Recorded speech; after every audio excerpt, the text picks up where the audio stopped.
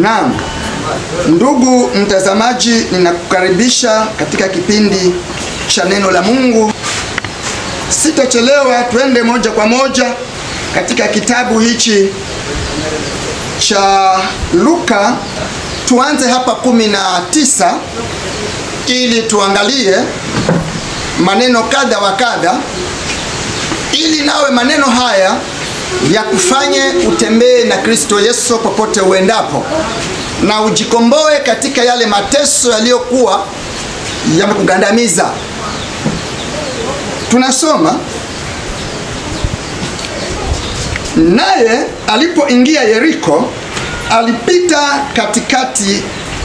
katikati yake, na tazama, palikuwa na mtu jina lake Zakayo,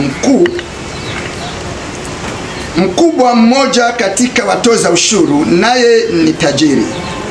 Huyu alikuwa akitafuta kumuona Yesu ni mtu wa namna gani, asiweze kwa sababu ya umati wa watu, maana ni mfupi wa kimo. Akatangulia mbio, akapanda juu ya mkuyu apate kumuona, kwa kuwa atakuja kupitia njia ile. Na Yesu alipofika mahali pale, alitazama juu, akamwambia Zakayo, shuka upesi, kwa kuwa leo imenipasa kushinda nyumbani mwako. Akafanya haraka, akashuka, akamkaribisha kwa furaha. Bwana akubariki unapoenenda nami katika maneno haya. Nataka nikwambie hivi, ewe mtazamaji ama msikilizaji, kwamba kuna mambo ambayo unaweza ukasimama kwa hayo na Mungu akakufanyia, na kuna mambo ambayo unaweza kusimama kwa hayo na ikawa ni lazima Mungu akufanyie. Kwa hivyo nitofautishe kufanyiwa na kulazimisha ufanyiwe. Sasa nataka nikupe pointi hii. Huyu alikuwa ni mtu mtoza ushuru, ni tajiri sana kama mjuavyo, lakini tazama, katika hali hiyo kuna vitu ambavyo alivitafakari, maana alisikia kwamba kunaye Yesu, na alisikia ya kwamba kuna muujiza inatendeka, na alisikia kwamba huyu mtu anaponya, alisikia kwamba huyu Bwana mwana wa Mungu ana uwezo.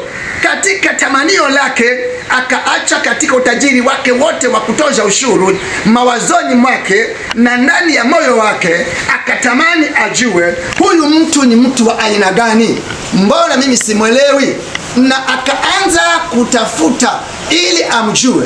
Kuna mahali panaposema katika Methali 8:17, na wapenda wale wanipendao, wanitafutao kwa bidii wataniona.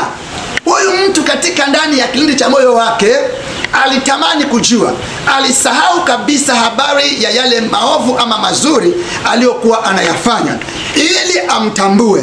Na alipotafuta kumjua, akaenenda akakuta kunao umati wa watu, asingeweza kumfikiria karibu. Lakini tazama cha ajabu, ama mahali ambapo pananipa moyo, ni kwamba yeye akatafuta ile njia ambayo Yesu atapita. Na hapo, msikilizaji, tafuta njia ambayo utamfanya Yesu hata kabla ya kumwambia niko hapa, yeye akutane na wewe. Njia ambayo zinapitia ni kuenenda na kutii na kusimama katika mwenendo wa ukamilifu. Ukisimama katika mwenendo unaopasa Injili, utamsimamisha Yesu. Hutamwambia mimi nataka hili, tayari atakwambia twende pamoja, maana umesimama katika njia kamilifu ya yeye vile apendavyo. Kwa sababu katika ndani ya moyo wake Zakayo tayari alikuwa amebadilika. Je, unataka kumuona Yesu akikutendea makuu? Simama katika njia inayopasa wokovu. Usiende huku na huku ukidhani kwamba ati utakutana na Yesu Kristo. Hata kama umeokoka, ni sharti usimame katika njia ya wokovu kamili, si njia ya kombo, si njia ya urongo. Simama sawa sawa kama Zakayo alipojua hii ndio njia ambayo Yesu atapitia.